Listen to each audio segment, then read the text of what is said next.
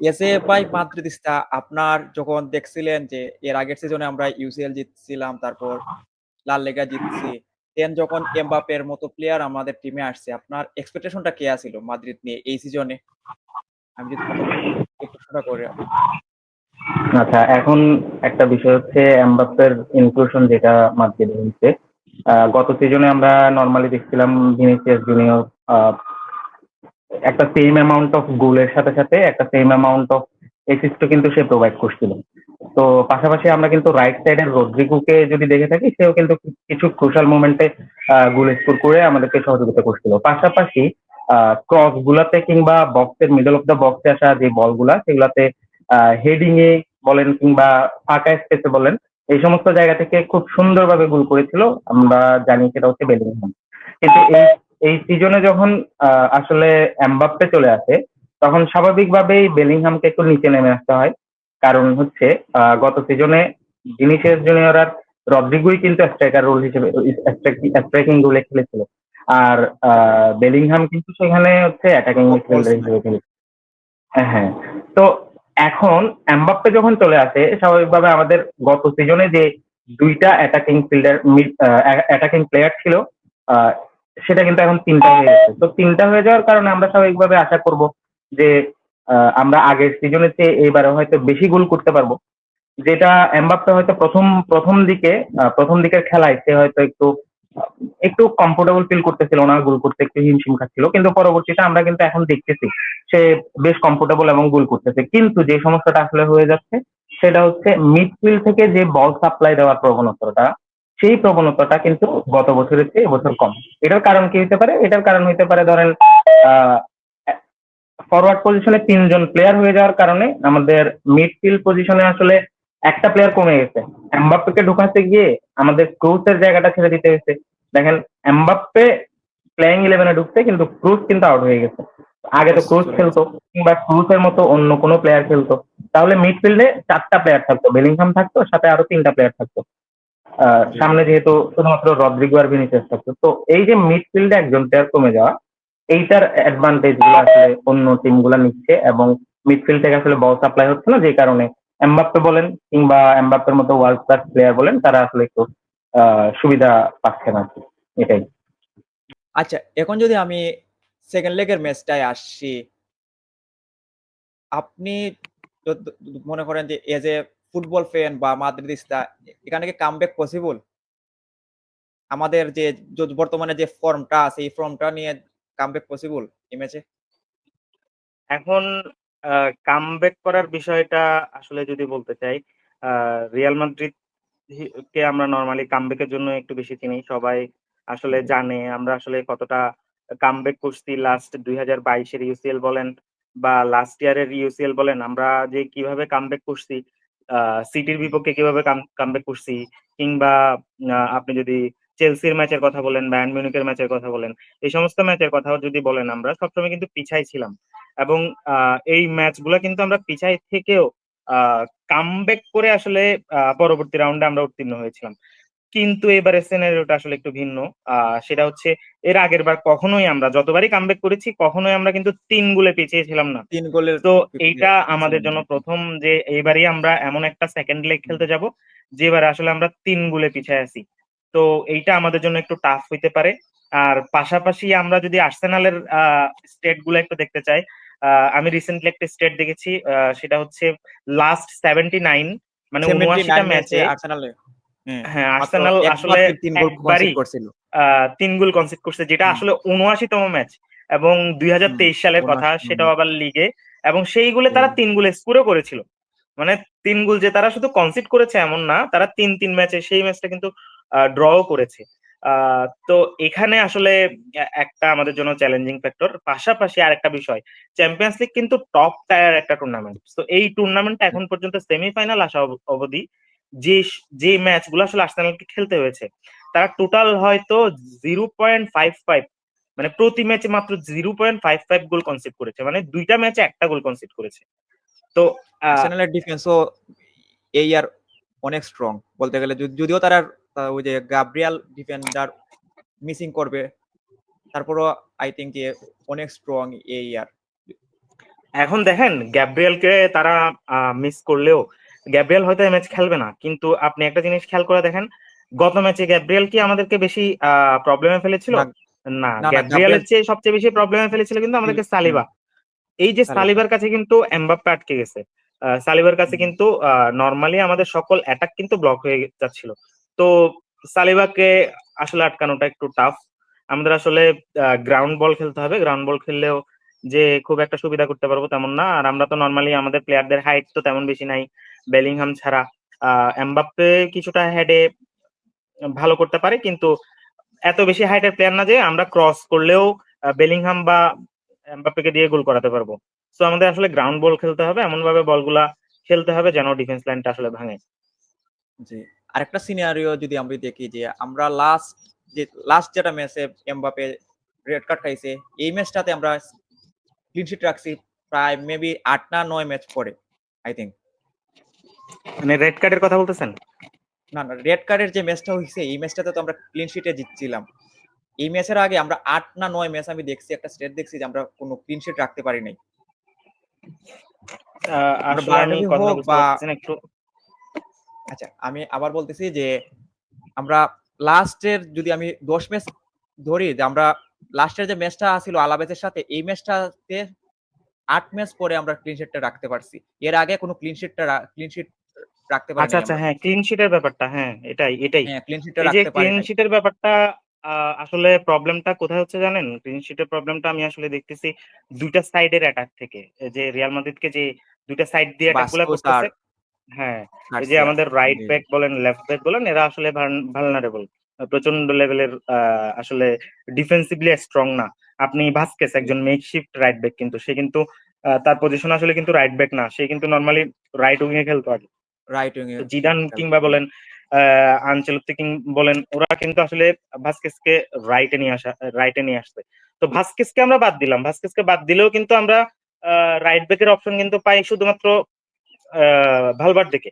So এই যে Valverde বলেন বা ভাস্কেস বলেন, এরা কিন্তু আসলে প্রপার রাইট ব্যাক না, যে কারণে আমরা আসলে রাইট সাইড থেকে যে অ্যাটাক গুলা হচ্ছে, মানে মাদ্রিদের রাইট সাইড থেকে যে অ্যাটাক গুলা হচ্ছে, সেই অ্যাটাক গুলা জি। আসলে আমরা ট্যাকল করতে পারতেছি না, ডিফেন্ড করতে পারতেছি না। অ্যাজ ওয়েল এস লেফট সাইডেও কিন্তু আমাদের ভালো কোনো ডিফেন্ডার বা লেফট ব্যাক কিন্তু নাই। হয়তো এই ম্যাচে হয়তো আমরা আলাবাকে দেখতে পারি। গার্সিয়াকে আলাবা আলাবা যদি তো খেলে, লাস্ট ম্যাচে স্টার্ট করছিল। লাস্ট হ্যাঁ, ম্যাচে তো আলাবা ভালো লাস্ট করতে ম্যাচে পারেনি। আই স্টার্ট থিংক করছে। তবে এই এখানে ম্যাচে একটা ব্যাপার আছে, গার্সিয়াকে স্টার্ট লাস্ট করাবে। ম্যাচে যাদেরকে স্টার্ট করাইছে তাদেরকে হয়তো চ্যাম্পিয়ন্স লিগের ম্যাচে স্টার্ট করাবে না। এটাই আমার মনে হচ্ছে আসলে, মানে ওই টাইপের পজিশন গুলোতে আর কি। যেমন লাস্ট ম্যাচে আসলে বেশ কয়েকজন প্লেয়ারকে আসলে রেস্ট দেওয়া হয়েছিল, বেলিংহামকে রেস্ট দেওয়া হয়েছিল, আমরা আসলে দেখছিলাম। তো হুম। আমার মনে হচ্ছে না আসলে আলাবাকে খেলাবে।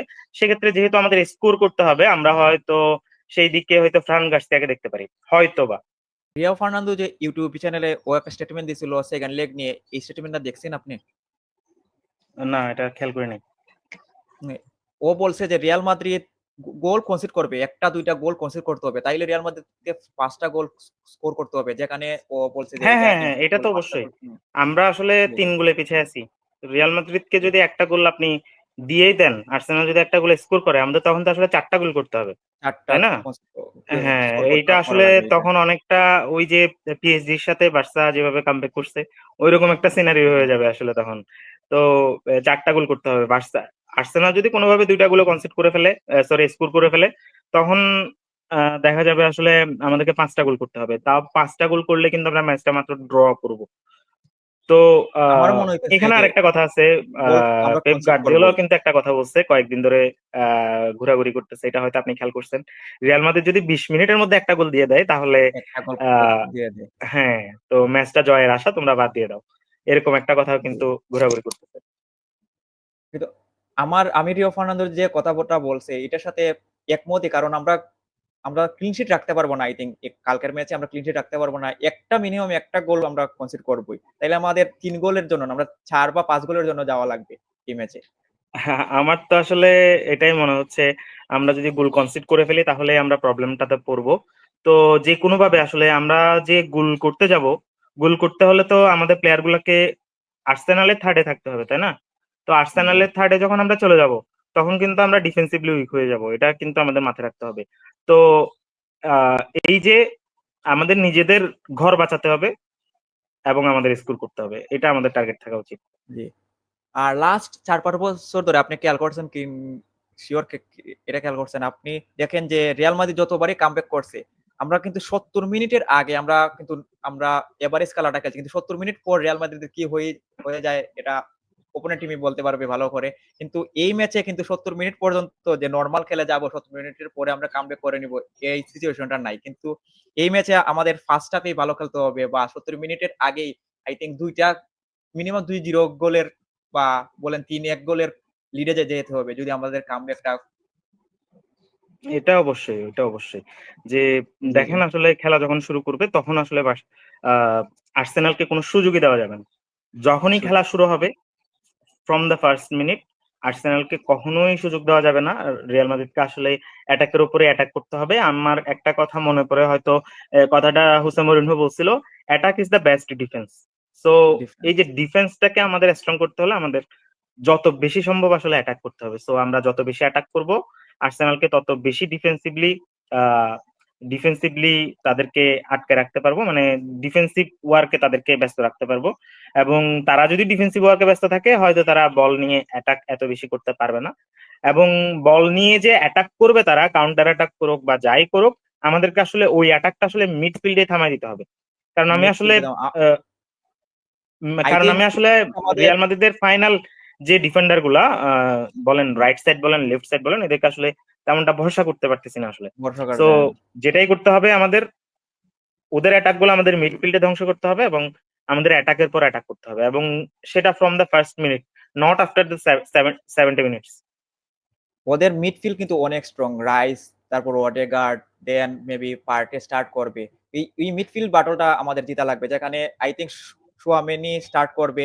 চুয়ামেনি তো এর আগে সাসপেন্ডেড আছিল। আর সেবাইও স্টার্ট করতে পারবে। মদ্রিচকে আই থিংক স্টার্ট করাবে না এই ম্যাচে।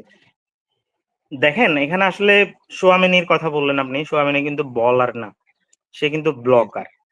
বুঝতে পারছেন কিনা? ব্লকার। তো কিন্তু ডিফেন্সিভ মিডফিল্ডার হওয়ার কারণে সে আসলে বল যে ফাইনাল থার্ডে সাপ্লাই দিবে এমন প্লেয়ার কিন্তু সোয়ামেনি না। সে কিন্তু যথেষ্ট ভালো থ্রু সেবাস্টিয়ান পাস দেয় না। হ্যাঁ, সেবাস্টিয়ান কিন্তু হ্যাঁ, এই কাজটা করতে পারবে।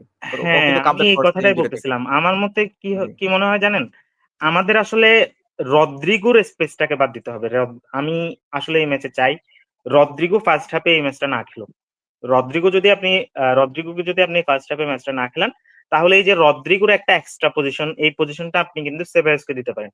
আম, যেটা আসলে সেবায়োস হচ্ছে একজন থ্রো মিডফিল্ডার বলতে পারেন, যে কিনা ডিফেন্সিভলি আপনাকে হেল্প করে, পাশাপাশি খুব ভালো থ্রো পাস দেয়, খুব ভালো ফাইনাল থার্ডে বল সাপ্লাই দেয়, যেটা আসলে এমবাপ্পে বা ভিনিসিয়াসের মতো প্লেয়ারদের আসলে বল সাপ্লাই দরকার, তাই না? হুম। এমবাপ্পে আর ভিনিসিয়াসদের আসলে বল সাপ্লাই দরকার। এই আমি যে বল সাপ্লাই দেওয়া, এটা কিন্তু আসলে প্রোভাইড করার মতো যে প্লেয়ার, এটা আসলে আমাদের নাই। হুম, যে কারণে আমাদের আসলে এটাই স্কোর করতে সবথেকে বড় একটু প্রবলেম এই ভুগতে সিজনে। হচ্ছে, প্রবলেম ফেস করতে হচ্ছে। হুম। সো আসলেই আমি এটা চিন্তা করতেছিলাম যে রদ্রিগোকে বাদ দেন, সোয়ামিনিকে রাখেন, পাশাপাশি আপনি আহ সেবায়োসকে খেলান, বেলিংহামকে খেলান, এবং ডান পাশে আপনি মদ্রিচকে খেলান, মদ্রিচকে একটা হাফ খেলান বা পরের হাফে খেলান, যে কোনো একটা খেলান, কিন্তু আপনি চারটা আপনি মিডফিল্ডার বলতেছেন যে রাখেন।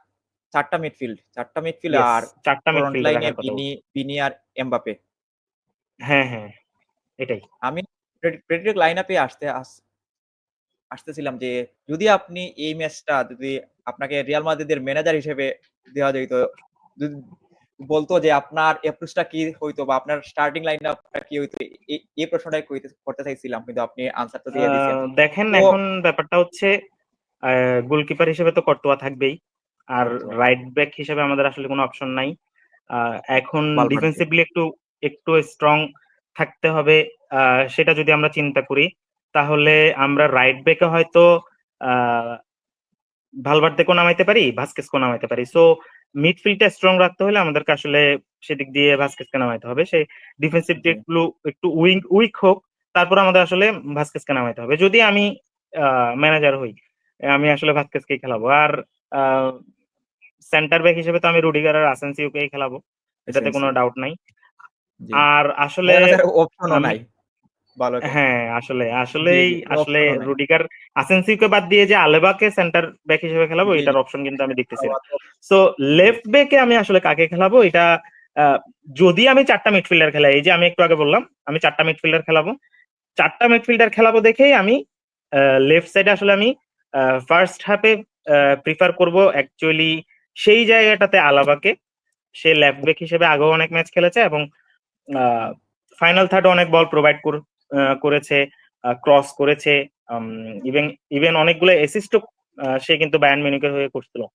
সো আমি লেফট ব্যাকে আসলে আলাবাকে খেলাবো এবং মিডফিল্ডার হিসেবে সুয়ামেনিকে খেলাবো। উম রাইট সাইডে আমি ভালভার্দেকে খেলাবো। অ্যাটাকিং মিডফিল্ডার আমি বেলিংহামকে খেলাবো এবং লেফট সাইডে আমি সেবায়োসকে খেলাবো। ফার্স্ট হাফের কথা আমি বলতেছি। আর সেকেন্ড হাফে লাস্ট ২ জন রদ্রিগো। তো ভিনিসিয়াস আর এমবাপ্পে। জি, জি। এটাই।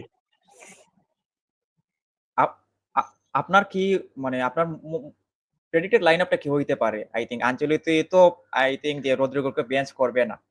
এই ম্যাচের জন্য আইসা রদ্রিগোকে বেঞ্চ করবে না। ওর যে অ্যাটাকিং যে ফ্রন্ট লাইন ৩ টা ভিনিসিয়াস, এমবাপে আর রদ্রিগো এদেরকে স্টার্ট করবে। আর অ্যাটাকিং মিড দিয়ে বেলিংহাম। আই থিংক এই ৪ জনকে ও 100% স্টার্ট করবে। আর মিডফিল্ডে আমার এটাই সেবায়োস মনে হচ্ছে আসলে। এটাই মনে হচ্ছে আসলে সোহাগ যে জিততে পারে। আমার প্রেডিক্টেড লাইনআপ যদি আমি বলি, হয়তোবা অ্যাটাকিং একটু স্ট্রং করার জন্য ফ্রান গার্সিয়াকে স্টার্ট করাবে এবং এদিকে ভাস্কেসকে স্টার্ট করাবে। ডিফেন্ডার ২ জন ঠিক থাকবে, কোর্তুয়া ঠিক থাকবে। সেবায়োসকে স্টার্ট করাবে না, এটা আমি সিউরলি দেখতে পাচ্ছি। ভালভার্দে আর সোয়ামেনি এই ২ জন হচ্ছে মিডফিল্ডার হিসেবে খেলবে। অ্যাটাকিং মিডফিল্ডার হিসেবে বেলিংহামই খেলবে এবং ফ্রন্ট ৩ ঠিক থাকবে।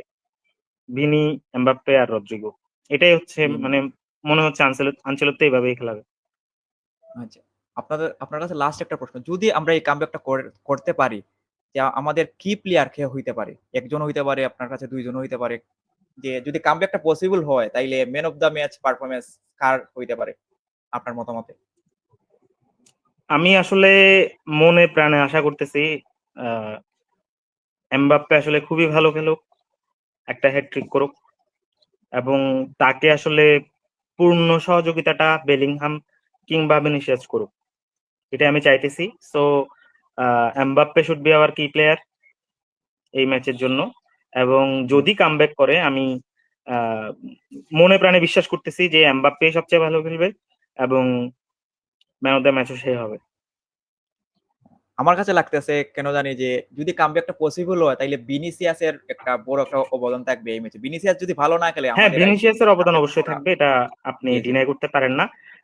কিন্তু লিগ ম্যাচে রিসেন্ট ফর্মের ভিনিসিয়াস কথাও সবসময় আমাদেরকে চিন্তা করতে হবে। জি, আ জি। রিসেন্ট ফর্মে আমি আসলে ভিনিসিয়াসের কাছ থেকে তেমন একটা পারফরম্যান্স পাচ্ছি না। এটা কেন পাচ্ছি না? হয়তো ট্যাকটিক্যাল চেঞ্জ এর কারণে পাচ্ছি না অথবা এমবাপ্পের ইনক্লুশন এর কারণে পাচ্ছি না। এমনও হইতে পারে। সো যাই হোক ভিনিসিয়াস যদি ভালো না খেলে তাহলে আফটার অল এমবাপ্পে আসলে ভালো খেলবে না। কারণ এমবাপ্পের কাছে যে বল পৌঁছাইতে হবে এটা আসলে ভিনিসিয়াসের এটাতে কিন্তু হেল্প করতে হবে। পাশাপাশি বেলিংহামকে জি, জি। হেল্প করতে হবে। আমাদের আমাদের মিডফিল্ডারদের কিন্তু হেল্প করতে হবে। এ এই সিজনে মেইন ক্রিয়েটর যদি আমি বলতে গেলে ভিনিসিয়াসই। ভিনিসিয়াস থেকেই বল ক্রিয়েট হইতেছে। কারণ আমাদের মিডফিল্ড থেকে ক্রিয়েশন এর মতো কোন এক্সাক্টলি। মিডফিল্ডার আমাদের নাই। জি। এজন্য হ্যাঁ, আমার আমরা লাগতেছে যদি সবসময় দেখছি ভিনিসিয়াস যদি বলটাকে জাস্ট লেফট সাইডে পাঠানো হচ্ছে। ভিনিসিয়াস বল রিসিভ জি, করতেছে। রিসিভ করার আগ পর্যন্ত প্লেইং স্পিড যদি ১ হয়, রিসিভ করার পর 3x প্লেইং স্পিড হয়ে গেছে। যে অনেক স্পিড বাড়ায় দিচ্ছে ভিনিসিয়াস। খুব দ্রুত লেফট সাইডে চলে যাচ্ছে, বক্সের দিকে চলে যাচ্ছে, কাটিং করতেছে কিংবা ক্রস করতেছে, বল পাঠানোর চেষ্টা করতেছে।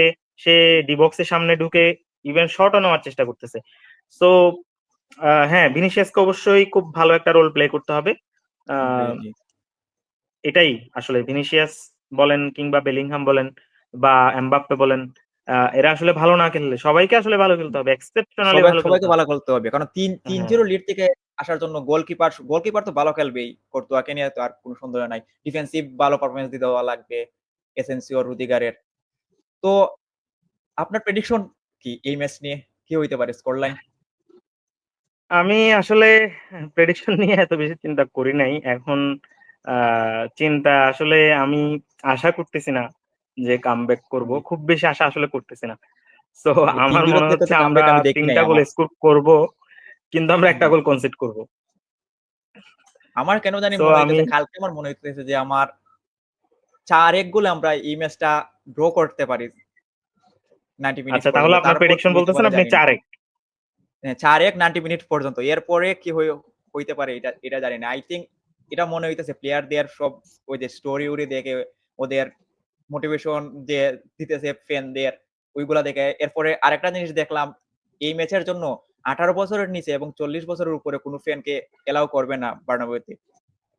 তো এটা হয়তো ওখানে অ্যাটমসফিয়ারটা একটু মাঠে অন্যরকম উত্তেজনা হইতে বেশি পারে। থাকবে। হ্যাঁ, জি, উত্তেজনা জি। বেশি থাকবে। এটার জন্য হইতে পারে। তবে এইরকম আসলে সিচুয়েশন এ কিন্তু আমরা আসি নাই লাস্ট যদি আপনি চিন্তা করেন ১০-১২ বছরে এরকম হ্যাঁ, ভালো একটা এটা টিম আসলে নিয়ে এই সিচুয়েশন এ আমরা ৩ গোলের ডাউনে আমরা আসি নাই। তো এতে মাদ্রিদ আমার জন্য এই জিনিসটা নতুন। দেখি কি হইতে পারে। এখন আপনি যেটাই বলেন না কেন, আমরা আসলে আমি একটা কথাতে আসতে চাই। আর্সেনালের বিপক্ষে ৩ টা গোল স্কোর করা অনেক কঠিন। আমরা অনেক শতাব্দীর কঠিন। আ সেরা স্কোয়াড নিয়ে যদিও থাকি, যদি আমাদের সবচেয়ে ভালো স্কোয়াডটাও থাকে, তারপরও এই যে বর্তমান আর্সেনালের লাইন আপ, যে আর্সেনালের ডিফেন্ডার গুলা বলেন, মিডফিল্ড বলেন, এই আর্সেনালের বিপক্ষে আসলে কিন্তু আমাদের ৩ টা গোল বা ৩ গোলের বেশি স্কোর করা খুবই ডিফিকাল্ট। খুবই সো কঠিন। জি, জি। একটু অনেক বেশি টাফ হয়ে যাবে। আমাদের আগের যে কামব্যাক গুলার জন্য আমরা রিয়াল মাদ্রিদকে একটু বেশি ফেমাস হতে দেখেছি, সেই কামব্যাক গুলার তুলনায় এই কামব্যাকটা যদি আমাদের করতে হয়, খুবই এক্সেপশনাল কোনো কিছু করতে হবে। জি, ওই যে ভিনিসিয়াস বলছে না ব্যালন ডি'র হারার পরে 10x পারফরম্যান্স দেওয়া লাগবে। ওই 10x পারফরম্যান্স লাগবে রিয়াল মাদ্রিদ থেকে আই থিংক। যে এই সিজনের যদি এক্সাক্টলি। আপনি পারফরম্যান্স দেখেন এর আগের ম্যাচে আলাভেসের সাথে কোন রকম আমরা জিতে আসছি। এই ম্যাচের পরে হ্যাঁ, এই ম্যাচ যদি আমরা জিতে যাই তাহলে একটা মিরাক্কেল ছাড়া কিছু না। হ্যাঁ, তো সেটাই। আই থিংক আপনি মিরাক্কেল হইতে পারে। আর্সেনালের লাস্ট ম্যাচটাও দেখেন। দেখেন আর্সেনালের লাস্ট ম্যাচ কিন্তু আর্সেনাল ১-১ গোলে ড্র করছে।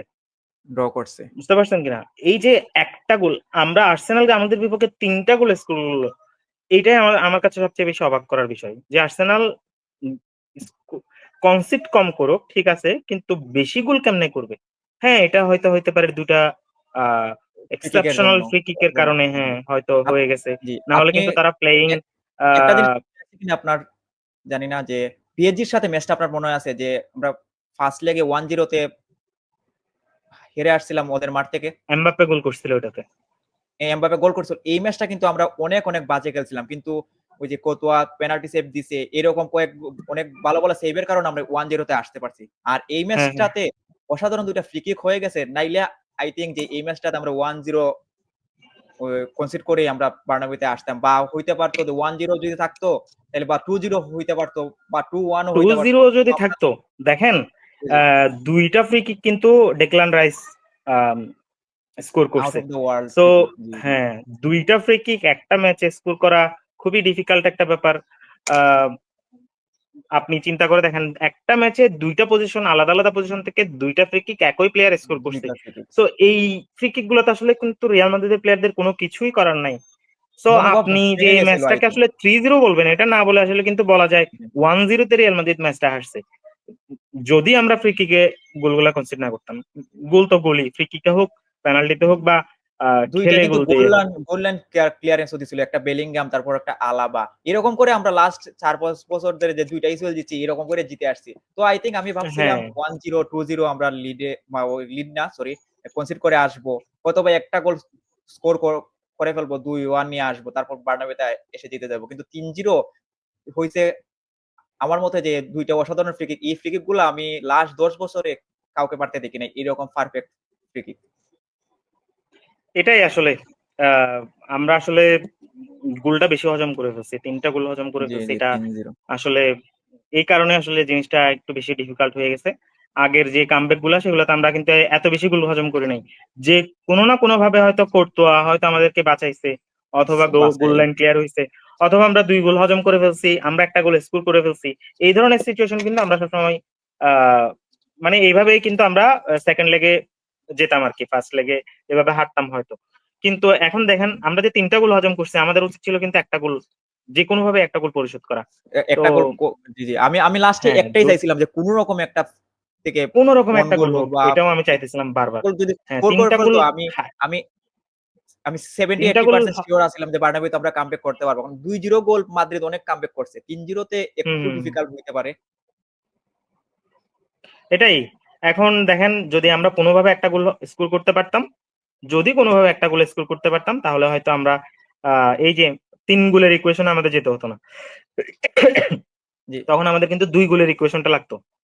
এটাই জি ৭০ যে মিনিট পর এখন একটু ৭০ বেশি মিনিট টাফ পর হয়ে গেছে। রিয়াল মাদ্রিদ যে জি, জি ৭০ মিনিট পর রিয়াল মাদ্রিদ যে খেলাটা খেলে, এই খেলাটা যদি 1 মিনিট পর 1 মিনিট থেকে খেলতে পারে আই থিংক কামব্যাক হয়ে যাবে। এই, তো এই কথাটাই আমি বলতেছি। একটু আগেও সেম জি, কথাটা বললাম। আমাদের ৭০ মিনিটের পর থেকে না আসলে আমাদের খেলতে হবে from the first moment of the game. ৫ minute. এটাই।